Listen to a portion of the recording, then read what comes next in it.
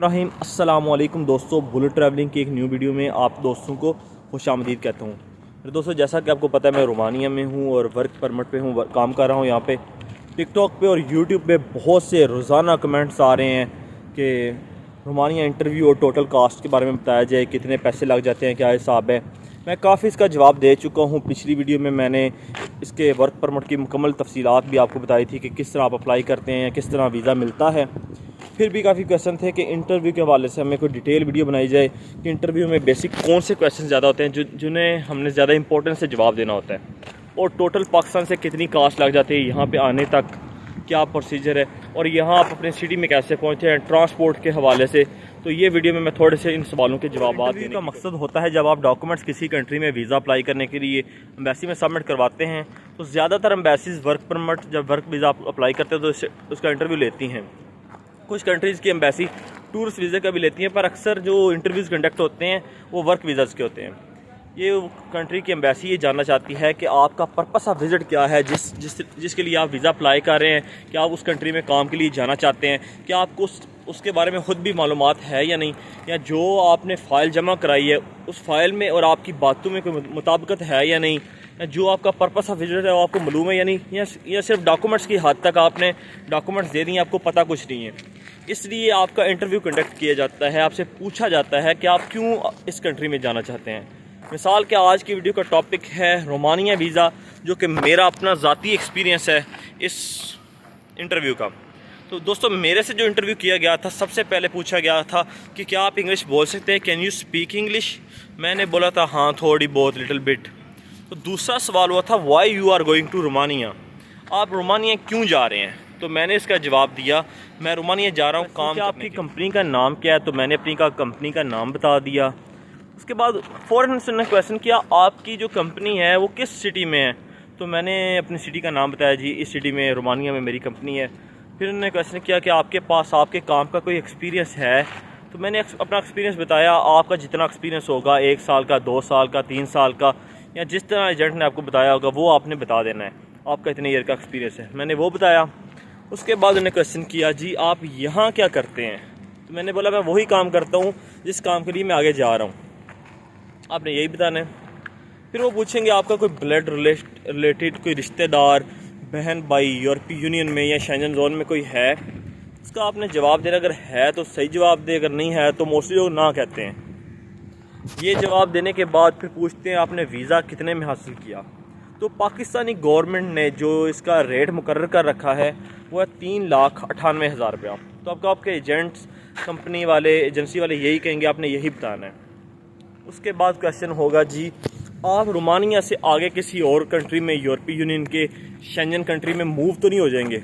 अगर आपको अपॉर्चुनिटी मिले लीगल वे से जाने की, इलीगल वे से जाने की, या बहुत अच्छी अपॉर्चुनिटी मिले, आप मूव तो नहीं होंगे। तो आपने उसका जवाब देना है मैं बिल्कुल यहाँ से नहीं जाऊँगा, मेरे पास इस मुल्क का वर्क परमिट है, वर्क वीज़ा है, लीगल स्टेटस है, मैं यहाँ पर ही रहना चाहता हूँ और यहीं काम करूँगा। ये आपने जवाब दे देना है। उसके बाद वो पूछेंगे अगर कोई लीगल वे निकल आए, आपको बहुत अच्छी सैलरी मिले किसी इटली, स्पेन, इन कंट्रीज़ में, क्या आप जाना पसंद करेंगे। तो उन्हें आपने साफ जवाब देना है कि आप जाना नहीं पसंद करेंगे, क्योंकि इस मुल्क का आपके पास लीगल स्टेटस है। भी एम्बेसी को ये बात शो नहीं करवानी कि आप कहीं आगे जा सकते हैं, या आपका कोई रिश्तेदार बुलाए आप उसके पास जा सकते हैं, या किसी भी सिलसिले में आप रोमानिया छोड़ सकते हैं। बेसिकली वो यही बात कन्फर्म करना चाहते हैं कि जो आपने फ़ाइल दी है उसका आपको पता है या नहीं। इसीलिए वो पूछते हैं आपकी कंपनी की लोकेशन मेन, और एक और क्वेश्चन आपकी सैलरी पूछते हैं कि आपकी सैलरी कितनी है।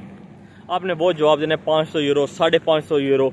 फिर वो ये भी पूछ सकते हैं कि आपकी सैलरी ल्यूज़ में कितनी बनती है, वहाँ की लोकल करेंसी में कितनी बनती है, तो वो आपने जवाब देना है। उसके बाद कभी कभार बहुत कम ये क्वेश्चन पूछते हैं कि आपकी अकोमोडेशन कौन प्रोवाइड करेगा, आपकी कंपनी या कौन, तो वो भी आपने जवाब देना है जी मेरी कंपनी अप्लाई करेगी, मुझे रिहाइश देगी। तो ये बेसिकली 10-12 क्वेश्चन होते हैं। मैं क्वेश्चन दोबारा रिपीट करवाता हूँ।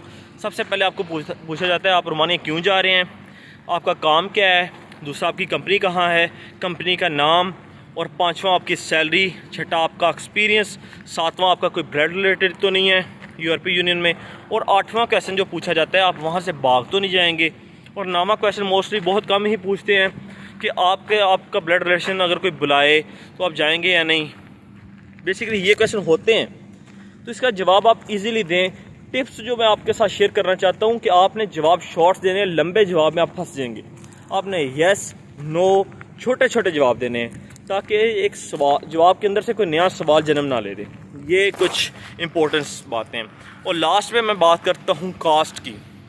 वीज़ा कास्ट जिस तरह के मैंने वीडियो में बताया है 3,98,000 एम्बेसी को बताना होती है, और नॉर्मल जो कास्ट लग रही है पाकिस्तान से वो तकरीबन लग रही है 10 लाख से लेके 14 लाख तक लोग ले रहे हैं, जिसमें मुख्तलिफ़ कंपनियाँ हो सकती हैं, अच्छी कंपनियाँ, बुरी कंपनियाँ।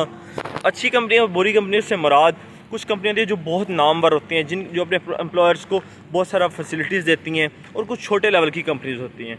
और ये सीन होता है कास्ट आपकी ऑलमोस्ट 12, 13, 10, 12 तक आ जाएगी। इसमें आपकी टिकट शामिल होगी। वीज़ा लेने के बाद आपने प्रोटेक्टर करवाना है। लाहौर भी ऑफिस मौजूद है, इस्लामाबाद भी ऑफिस मौजूद है, जिसकी फ़ीस तकरीबन 7200 पाकिस्तानी रुपये आपकी लगेगी। तो ये प्रोसेस है। इंटरव्यू से आपने बिल्कुल घबराना नहीं है, बिल्कुल सिंपल क्वेश्चन होंगे, आपने सिंपल इंग्लिश में जवाब देने हैं। कुछ लोग पूछते हैं कि ये क्वेश्चन इंग्लिश में होते हैं, उर्दू में होते हैं। इंग्लिश में होते हैं पर लिटिल बिट दरमियानी सी इंग्लिश। अगर आपको थोड़ी भी इंग्लिश आती है, आप 7-8 पढ़े हुए हैं या थोड़े सी इंग्लिश से वाकफ़ हैं, तो आप बआसानी इसका जवाब दे सकते हैं।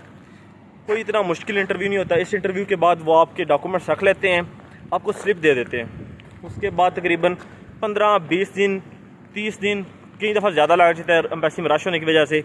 आपको या आपके कंसल्टेंट को मेल कर दी जाती है। मेल के ऊपर लिखा होता है कि वीज़ा लगा है या नहीं। अगर मेल नहीं आती तो आप एम्बेसी खुद भी जाके पता कर सकते हैं। ये टोटल इंटरव्यू की मैंने डिटेल आपको बता दी है कि ये हिसाब होते हैं। जो आपकी कंपनी का नाम होगा, जो आपका वर्क परमिट होगा, उसे आपने अच्छे तरीके से पढ़ना है। और उसके बाद आपको आपकी सैलरी के मतलब, आपको अपने कॉन्ट्रैक्ट के मतलब, आपको आपके कंपनी के मतलब मुकम्मल इन्फॉर्मेशन होनी चाहिए। अगर ये है तो आपको डेफिनेटली वीज़ा मिलेगा। तो मेरे दोस्त, अगर आज की वीडियो आपको अच्छी लगी हो, कोई इन्फॉर्मेशन आपको इस वीडियो से मिली हो, तो इसे लाजमी लाइक, शेयर और चैनल को सब्सक्राइब करिएगा। बहुत से अच्छे व्लॉग्स, लाइफ स्टैंडर्ड रोमानिया का, हमारी लाइफ और हम क्या कर रहे हैं, ये आपको इसी चैनल पे मिलता रहेगा। बुलेट ट्रैवलिंग को सब्सक्राइब करें, लाइक करें और शेयर करें। मिलते हैं किसी नेक्स्ट वीडियो में, तब तक इजाज़त दीजिएगा। अल्लाह हाफिज़, अस्सलाम वालेकुम।